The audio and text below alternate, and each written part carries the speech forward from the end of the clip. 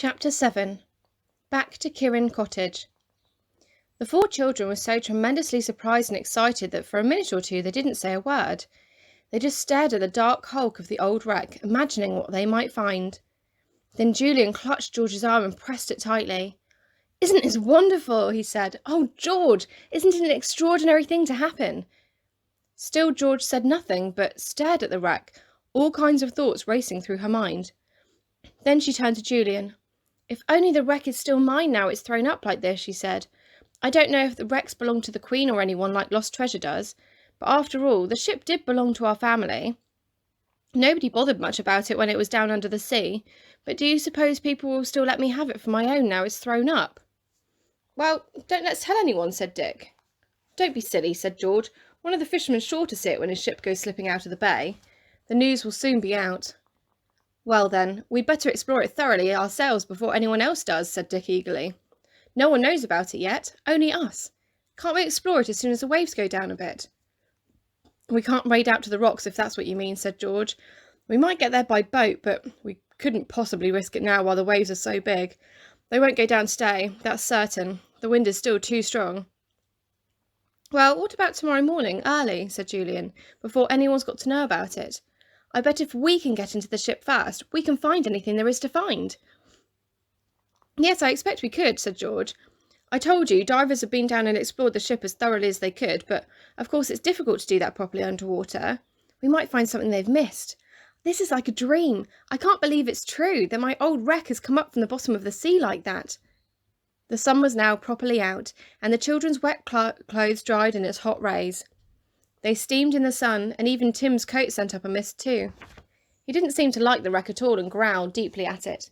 "You are funny, Tim," said George, patting him. "It won't hurt you. What do you think it is?" "He probably thinks it's a whale," said Anne with a laugh. "Oh, George, this is the most exciting day of my life. Oh, can't we possibly take the boat out and see if we can get to the wreck?" "No, we can't," said George. "I only wish we could, but it's quite impossible, Anne. For one thing, I don't think the wreck has quite settled down on the rocks yet, and maybe it won't until the tide has gone down. I can see it lifting a little still when an extra big wave comes. It would be dangerous to go into it yet. And for another thing, I don't want my boat smashed to bits on the rocks and us thrown into that wild water. That's what would happen. We must wait until tomorrow. It's a good idea to come early. I expect lots of grown-ups will think it's their business to explore it." The children watched the old wreck for a little time longer, and then went all round the island again. It was certainly not very large, but it was really exciting, with its rocky little coast, its quiet inlet where their boat was, the ruined castle, the circling jackdaws, and all the scampering rabbits everywhere. "Oh, I do love it," said Anne. "I really do. It's just small enough to feel like an island. Most islands are too big to feel like islands. I mean, Britain is an island, but nobody living on it could possibly know it unless they were told. Now this island really feels like one, because wherever you are, you can see to the other side of it. I love it." George felt very happy. She had often been on her island before, but always alone except for Tim. She had always vowed that she would never, never take anyone there, because it would spoil her island for her. But it hadn't been spoilt. It had made it much nicer. For the first time, George began to understand that sharing pleasures doubles their joy. "We'll wait until the waves go down a bit and then we'll get back home," she said. "I rather think there's some more rain coming and we'll only get soaked through. We shan't be back till tea time as it is, because we'll have a long pull against the outgoing tide." All the children felt a little tired after the excitements of the morning. They said very little as they rowed home. Everyone took turns at rowing except Anne, who was not strong enough with the oars to row against the tide. They looked back at the island as they left it. They couldn't see the wreck because that was on the opposite side, facing the open sea. "Just as well it's there," said Julian. "No one can see it yet. Only when a boat goes out to fish will it be seen. And we shall be there as early as any boat goes out. I vote we get up at dawn." "Well, that's pretty early," said George. "Can you wake up? I'm often out at dawn, but you're not used to it." "Of course we can wake up," said Julian. "Well, here we are back at the beach again, and I'm jolly glad. My arms are awfully tired, and I'm so hungry I could eat a whole larder full of things." "Woof," said Tim, quite agreeing. "I'll have to take Tim to Alf," said George, jumping out of the boat. "You get the boat in, Julian. I'll join you in a few minutes." It wasn't long before all 4 were sitting down to a good tea. Aunt Fanny had baked new scones for them and made a ginger cake with black treacle. It was dark brown and sticky to eat. The children finished it all up and said it was the nicest they'd ever tasted. "Did you have an exciting day?" asked their aunt. "Oh yes," said Anne eagerly. "The storm was grand. It threw up. Julian and Dick both kicked her under the table. George couldn't reach her, or she would have certainly kicked her too. Anne stared at the boys angrily with tears in her eyes. "Now what's the matter?" said Aunt Fanny. "Did somebody kick you, Anne?" "Well, really, this kicking under the table has got to stop. Poor Anne will be covered with bruises." "What did the sea throw up, dear?" "It threw up the most enormous waves," said Anne, looking defiantly at the others. She knew they'd thought she was going to say the sea had thrown up the wreck, but they were wrong. They'd kicked her for nothing. "Sorry for kicking you, Anne," said Julian. "My foot sort of slipped." "So did mine," said Dick. "Yes, Aunt Fanny, it was a most magnificent sight on the island. The waves raced up that little inlet. We had to take our boat almost up to the top of the low cliff there."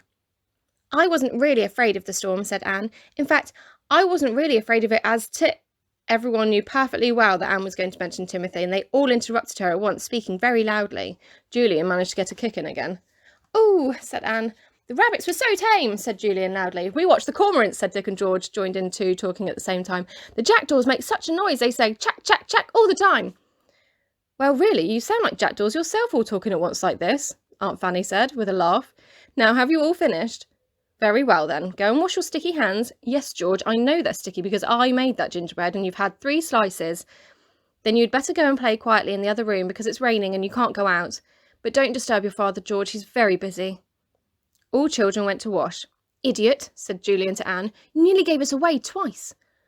"I didn't mean what you thought I meant the first time," began Anne indignantly. George interrupted her. "I'd rather you gave the secret of the wreck away than my secret about Tim," she said. "I do think you've got a careless tongue."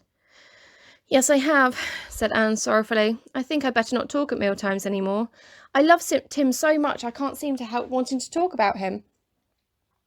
They all went to play in the other room. Julian turned a table upside down with a crash. "We'll play at wrecks," he said. "This is the wreck. Now we're going to explore it." The door flew open and an angry, frowning face looked in. It was George's father. "What was that noise?" he said. "George, did you overturn that table?" "I did," said Julian. "I'm sorry. I quite forgot you were working." "Any more noise like that and I shall keep you all in tomorrow," said his Uncle Quentin. "Georgina, keep your cousins quiet." The door shut and Uncle Quentin went out. The children looked at one another. "Your father's awfully fierce, isn't he?" said Julian. "I'm sorry I made that row. I didn't think." "We'd better do something really quiet," said George, "or he'll keep his word and we'll find ourselves inside tomorrow just when we want to explore the wreck." This was a terrible thought. Anne went to get one of her dolls to play with. She had managed to bring quite a number after all. Julian fetched a book. George picked up a beautiful little boat she was carving out of a piece of wood. Dick lay back on a chair and thought of the exciting wreck. The rain poured down steadily, and everyone hoped it would have stopped by the morning. "We'll have to be up most awfully early," said Dick, yawning. "What about going to bed in good time tonight? I'm tired with all that rowing." In the ordinary way, none of the children liked going to bed early, but with such an exciting thing to look forward to, early bed seemed different that night. "It will make the time go quickly," said Anne, putting down her doll. "Shall we go now?" "Whatever do you suppose Mother would say if we went just after tea? She'd think we were all ill." "No, let's go after supper. We'll just say we're tired with rowing, which is perfectly true, and we'll get a good night's sleep, and be ready for our adventure tomorrow morning. And it is an adventure, you know. It isn't many people that have got the chance of exploring an old wreck like that, which has always been at the bottom of the sea." So by 8 o'clock, all the children were in bed, rather to Aunt Fanny's surprise. Anne fell asleep at once. Julian and Dick were not long, but George lay awake for some time, thinking of her island, her wreck, and of course her beloved dog. "I must take Tim too," she thought as she fell asleep. "We can't leave old Tim out of this. He shall share in the adventure too."